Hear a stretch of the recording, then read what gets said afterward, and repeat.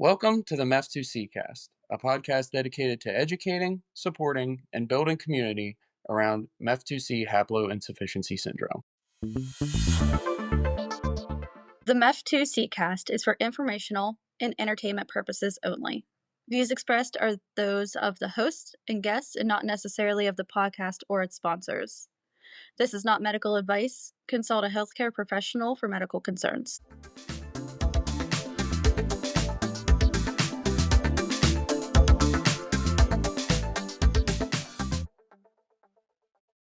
Hi, everybody. Welcome to the MEF2C Cast. I'm Eli. I'm here with my wife, Haley. Hello. And we are parents of a 2-year-old with MEF2C Haploinsufficiency Syndrome, otherwise known as MCHS. This is our very first episode of our new podcast. So what we're going to do in this episode is tell you a little bit about who we are, why we decided to start the podcast, and how the podcast is going to work, and give a very basic overview of MCHS. We started this podcast to help build additional informational resources and community around MCHS. So the mission of this podcast officially is to be an educational resource for parents, caretakers, families, and medical professionals. We'll focus on both real-world and scientific information to help everyone understand MCHS and how to navigate life with this rare genetic disorder. We will strive to foster a sense of fellowship and connection within the MCHS community by creating a space where individuals affected by MCHS can share their stories, struggles, and successes.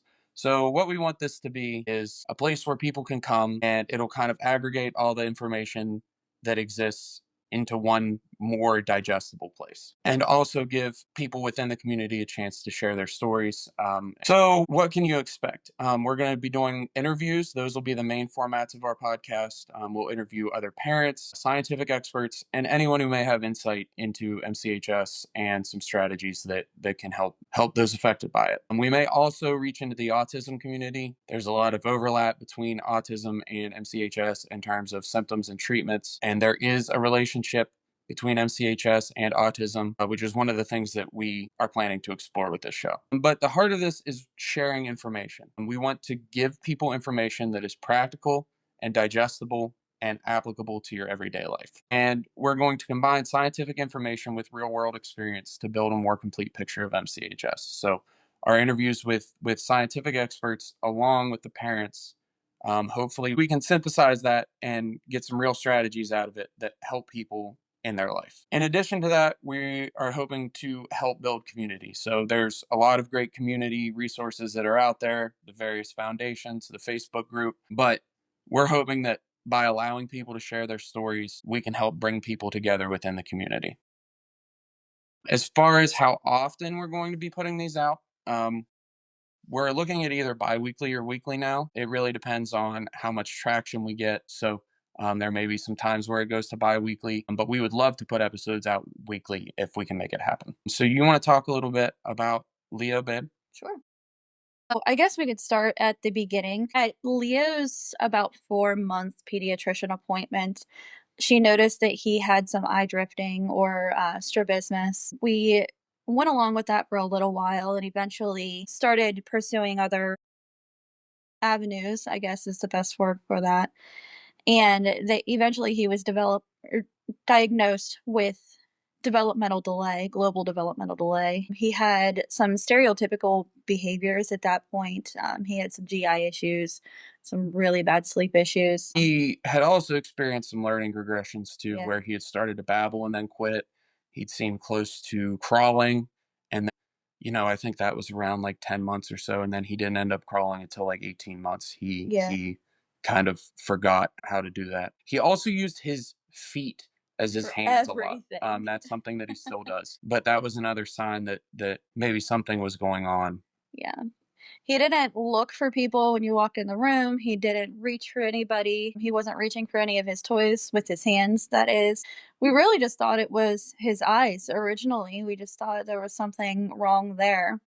But we were referred to genetics and to neurology. And we had our genetics visit before neurology, and the geneticist said at that appointment that his eye problems were the cause of his global developmental delay and not the other way around. And at that time, I thought he was just crazy. Like, I thought he was telling us things that, were incorrect about our child.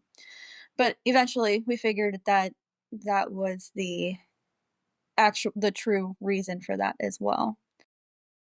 So at the genetics appointment, he ordered a whole genome analysis. We received those results in, I believe, May of 2024. But in the meantime, we also did a neuro workup where he received a MRI. We had to stay overnight in the hospital. It was super stressful. And everything with that came back relatively normal. He did have some minor abnormalities in the white matter in his frontal lobe, I believe, or maybe it was something that had to do with his eyes. At that's With him being so young, they couldn't definitively say that it was due to some sort of condition. It could have just been some abnormality in normal development. And also that, as I understand it, the abnormality was relatively subtle. Like it wasn't, they couldn't even for sure point to some condition. It was just like maybe some little weirdness. Yeah. So that led us to our final genetics appointment where we officially got our diagnosis with him, and here we are. Yeah. So Leo has a point mutation, 43C to A. We'll go over what the different kinds of mutations are here in a little bit. But basically, what that means is where there's four base pairs in your DNA, where he should have a C, he has an A. So initially, um, it was somewhat a relief to Mhm. get his diagnosis. Personally, for me, it was mixed emotions because I was still holding out hope, probably foolishly at that point with his symptoms, that it would be a relatively simple fix. It would be something that like we could give him a pill for or something, and it would just kind of fix on his own. But it was a relief to know what was going on so that we could move forward from there. Absolutely.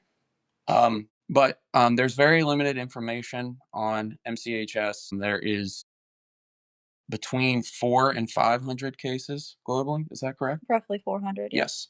Yeah, we'll say roughly 400. And because it is so rare, there's a very limited support network. So our geneticist said, "Hey, this is what he has. Um, it's super rare." He initially gave us the website for the European Foundation, um, or the association, and said, "Okay, good luck." Not in a Yeah, malicious way. It's just all he could do to he help had us. very little information on it, and he basically told us, like, "Once you find out some information, let's schedule an appointment and, we can combine our heads." I think he did tell us about the Facebook group too, Yeah, I think he did. which was the most valuable thing he could have done to us Absolutely. up to this point. Um, so, um, but the Facebook group, the parents chat has been super valuable.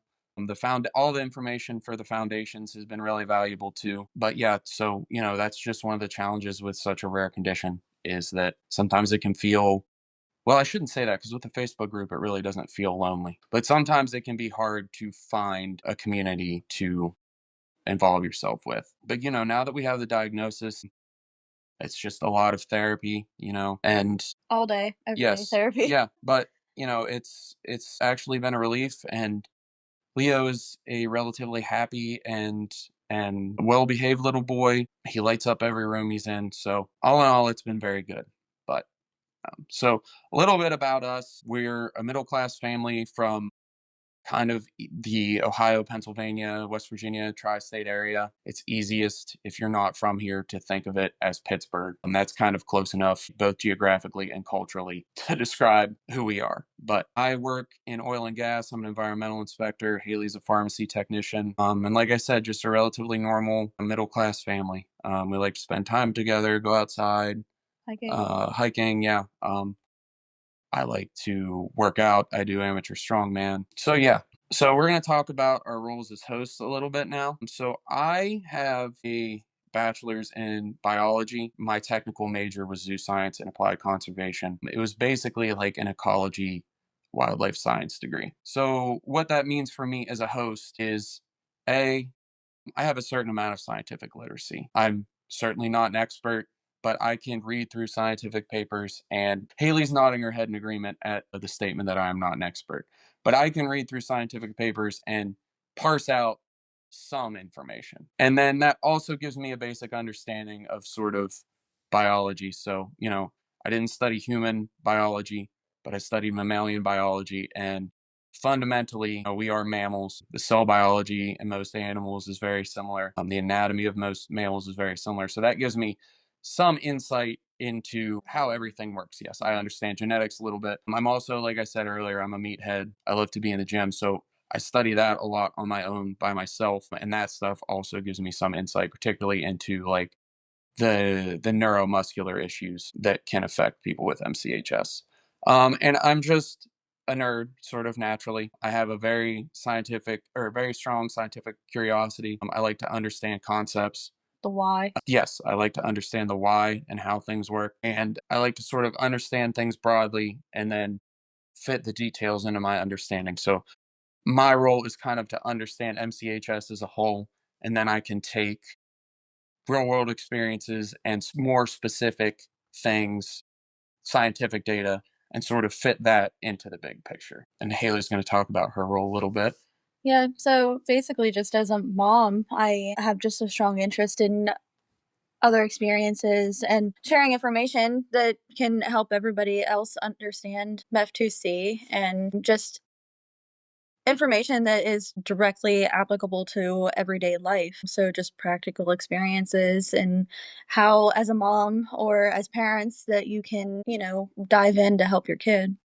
Yeah, so sort of broadly and generally, the dynamic is I can go not into super detail, but into more detail about the scientific stuff, the nerdier stuff. And then Haley can kind of reel me back in and say, what does that actually mean? How does that actually apply to our child? And another way to think of it is top down versus bottom up thinking. So I think top down, like I said, I take a concept, I develop a broad understanding of something, and then I take real world data and fit it into that concept, while Haley takes real world data and builds a concept out of it. So now we'll talk a little bit about MCHS in general, what it is, how it works. We say MCHS, and that is just the abbreviation for MEF2C, MEF2C Haploinsufficiency Syndrome. Yes. So one of the things about this condition is it doesn't have a super snappy name. So we use MCHS just because it's easier than saying the whole thing. And a lot of people will just call it MEF2C as well. But because I'm a little too pedantic, I don't like to use that because MEF2C is a specific protein in your body, as I'm going to explain. So, saying you have MEF2C, everybody has MEF2C, whereas the specific condition we're talking about is a genetic condition that impairs your ability to produce it. But again, that's just me being a pedant. So, when someone says MEF2C, I know what they mean. That's just sort of a fundamental personality flaw that I have. We'll generally on the show be referring to it as MCHS. So, the MEF2C gene is a gene that produces a protein. So there is a MEF family of genes, then there's the MEF2 family, and then there's MEF2A, B, C, etc. So the MEF2C is a specific protein produced in the cell. This gene was discovered in 2008 by Dr. Stuart Lipton, and there are approximately roughly 400 cases of MCHS globally. So MEF2C is a group of genes responsible for making the MEF2C protein in cells. Um, this protein functions as a transcription factor, so it regulates genes downstream. It's very important for neurological development, for tissue differentiation, particularly cardiac tissue, and it has various other functions in other tissues which we don't generally have a very good understanding of yet. So, there's only been one study that I've found on muscle tissue. I'm not saying that's the only one, it's the only one I found, but it does seem to affect muscle tissue in different ways. And then, the neurological symptoms also affect everything downstream. And the fact that it's a transcription factor. So, transcription factor is a gene that controls for other genes downstream. So, if MEF2C is affected and that protein isn't produced, that affects the ability of all those downstream genes to function properly. And they have found, Dr. Cohen's work, I believe, that some of those downstream genes of MEF2 are themselves risk factors for autism. So if those aren't functioning properly, then risk of autism goes up as a result. So there are both variations and deletions in MCHS. MCHS is a term used to describe this family of syndromes, but there are various different types of genetic abnormalities.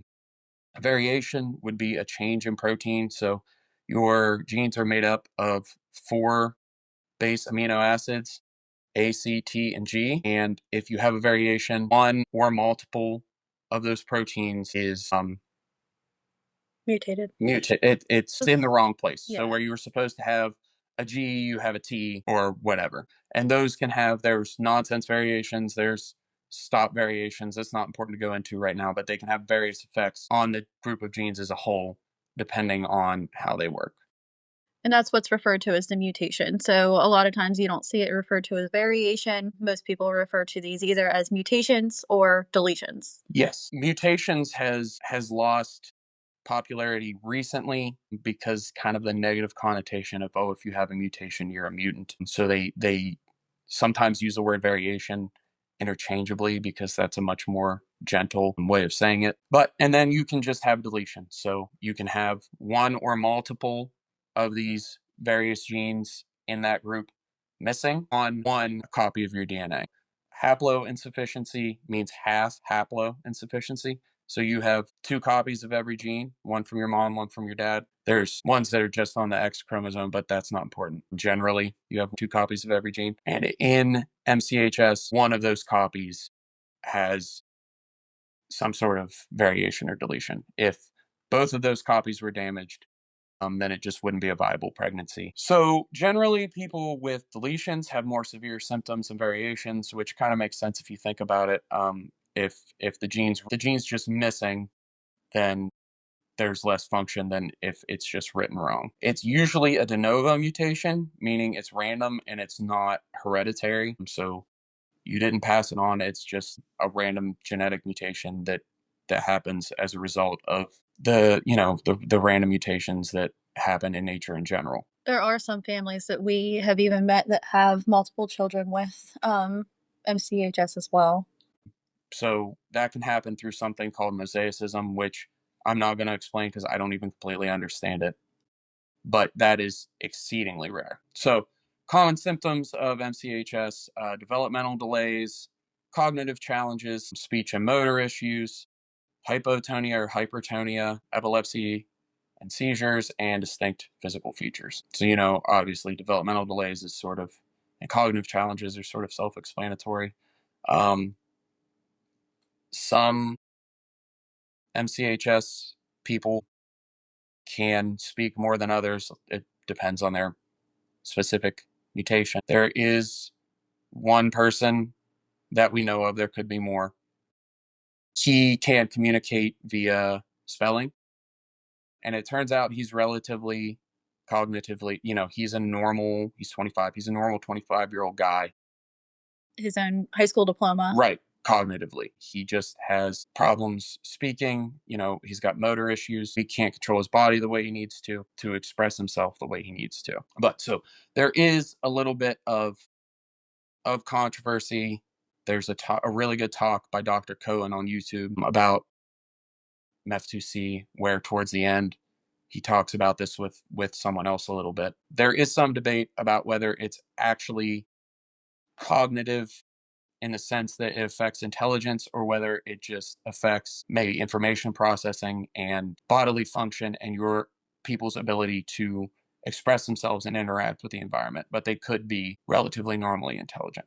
Again, many autistic people, many people with MCHS are relatively normal cognitively. They just can't make their body do what they want it to do. So MCHS does have a lot of overlap with autism. Again, like a lot of overlap in symptoms. A lot of those symptoms I just read are also symptoms of autism. And we'll touch on that a little bit more in future episodes, Yes. hopefully with some of the professionals. Right. Yes. That's something that we've spoken to other parents, and it's not really clear right now to the parents, at least, exactly what the relationship with that is. Is MCHS a kind of autism, a syndromic autism, or are they two separate things that just happen to, you know, because of how MEF2C works, there's just a high like coincidence rate between the two.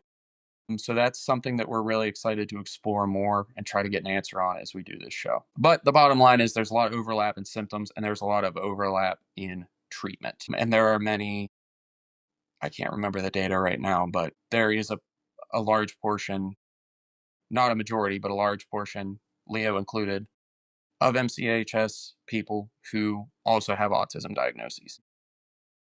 Why it's important to differentiate the two is we want people to have the most specific and customized treatment possible for the condition that they have. So they are similar, but they're different. So we want everyone to have the most specific and best treatment possible for the condition that they have. So MCHS is also underdiagnosed. According to the European Foundation on their website, as many as 1% of all intellectual disabilities may be caused by MEF2C variations or deletions. A lot of that may be due to lack of testing.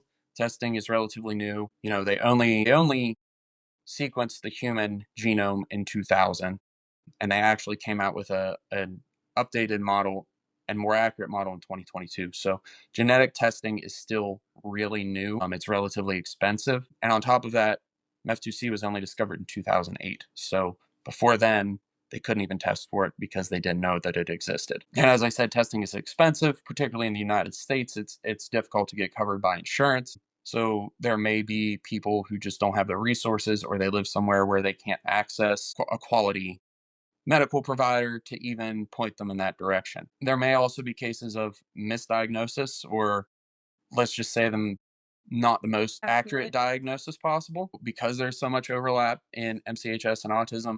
A patient might present as autistic. Autism is diagnosed symptomatically. Anyone who hasn't done the autism diagnosis, you go and they put your child through a bunch of tests, and then they make an assessment from there. So there's no like sort of empirical way to test for autism. But so if someone had MCHS and then, they get diagnosed with autism when they're 2 or 3, and then they say, well, they have autism, and they never get that genetic testing because they just stop at autism, then they're not going to get diagnosed with MCHS, and they may not get the best treatment possible. The impact of that underdiagnosis is, again, people not getting the most specialized treatment possible for the specific condition that they have.